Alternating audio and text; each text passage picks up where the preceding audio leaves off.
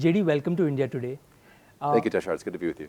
Apart from this being an interview for me, this is truly exciting because I studied Tolkien in school. He was a subject offered to us growing up. Oh my gosh. And we had an option of choosing him and some other writers. And thank God I chose him. And then I got introduced to all the books and all the literature. And I literally grew up in his world. Had very early on impressions of what he wrote and this magical, mystical world. I've done a bit of reading up on you. But I want to hear from you, what was the one thing that amazed you about his world as a kid? What was that moment of awe? It's the way that I feel like Tolkien has this really interesting impact and the ability to make children feel like adults witnessing something important, and adults feel like children witnessing something wondrous. And that's a really unique thing, that when you're reading it, you can feel like you're having the curtain pulled back for you on this mythology that feels real. Yes. It feels like if you had a time machine, you could actually kind of go back to some time in which Middle-earth or a place like it may have actually existed, and getting to see these powerful objects, these powerful beings, and these deeply human stories of pride and power and fall and corruption and then redemption and healing, are such powerful tectonic, human soul stories that as soon as I experienced them, I couldn't get enough of them. Right. And a fun question, if you had to be Sam or Frodo, if you had to pick one, who would you pick and why? It's a really good question, because Patrick and I, my co-writer and I, often trade those roles back and forth. Sometimes you feel like Frodo carrying the ring, and sometimes you realize that your partner is carrying a certain burden that you can't carry, but you can carry him. So we trade those roles back and forth. That's a good one. And I have to ask you, when you have material this vast, right, and you have characters that are iconic, like you name Saruman, or you name Sauron, or you name Gandalf, or Galadriel, all of these people we've grown to know. Yep. For those who haven't read the books or watched the films, and this could be their window into this mystical world, what was it? Was that also a perspective for you while making this?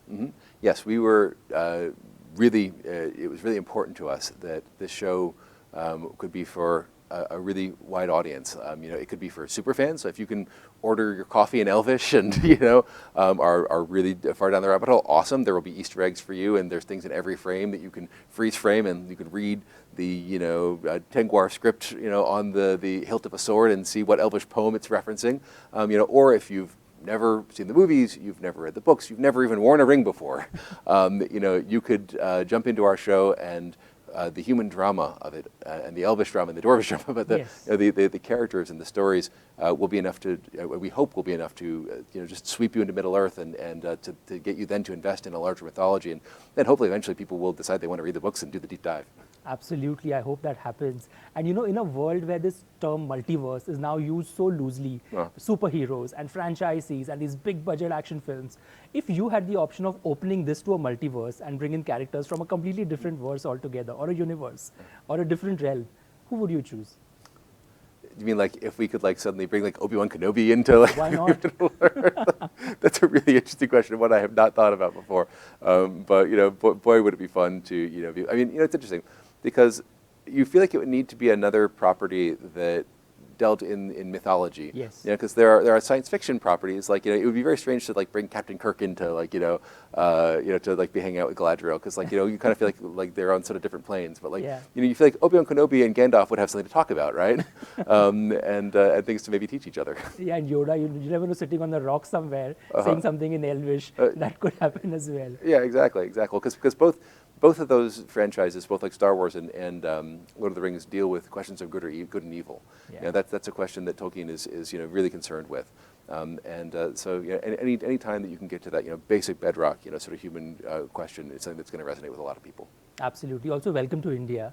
Thank you. The land of folk tales and folklore. How has it been? Have you got time to do anything, eat anything, explore the country? Just a little bit, yeah. No, I just got here about 36 hours ago, and I went out to the streets and met really interesting people. Right away had a oh wow, you've done that. Someone tied this around my wrist and gave me a blessing, and I was like, wow, that's amazing. And then I also went and got some food and had amazing having the taste sensations explode into my mouth, which were amazing. And you know, just got to like drive around the city just a little bit, but I'm planning on doing more tomorrow. But you know, I've loved Indian food for years. I enjoyed some Bollywood films and you know, Indian music, and had Indian friends. You know, I actually have an Indian friend here with me right now who came from the States to kind of be with me during the premiere. And you know, so it's so amazing to finally get to put my feet on this amazing soil. Absolutely. And as we inch days closer, I mean, we are going to watch a few episodes. We are lucky to get to watch them. What are the thoughts going through your mind? I mean, come on, there are people sitting on the internet, literally counting out days, hours, minutes. There's a completely new fandom who hasn't watched it, is also excited. What are your lasting thoughts? What do you want to tell people who are sitting there on the internet with a countdown clock on their laptops? Well, I mean, I'd love them to know a little about the story. I'd love to know we are doing the obviously the story of the Forging of the Rings of Power, the Rise of the Dark Lord Sauron, the Fall of Numenor, and the Last Alliance of Elves and Men. I'd love to tell them that this is a 50-hour story that we have planned out from the beginning. We were very lucky to know that Amazon had committed, you know, to make this, you know, huge story. And so it's not just something we're sort of making up as we go along. You know, Tolkien has given us the breadcrumbs and all the clues we need to be able to, you know, adapt this world and to bring it to life in the most spectacular way possible. I also want people to know, and especially the hardcore fans, how much this material means to us. You know, this is something that we do as a labor of love. You know, I expect one day to meet J.R.R. Tolkien after I die and go to the other side. You know, I will sit down with him, maybe in a format somewhat like this, where I expect to look him in the eye and he'll ask me, "What did you do with my legacy?"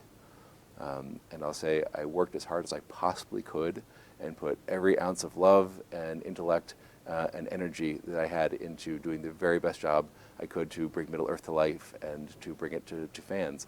I hope that he'll feel happy with what I've done with his work, because this will be the last thing I say, is that I feel like this is a time in the world's history in which we're all going through a lot of darkness.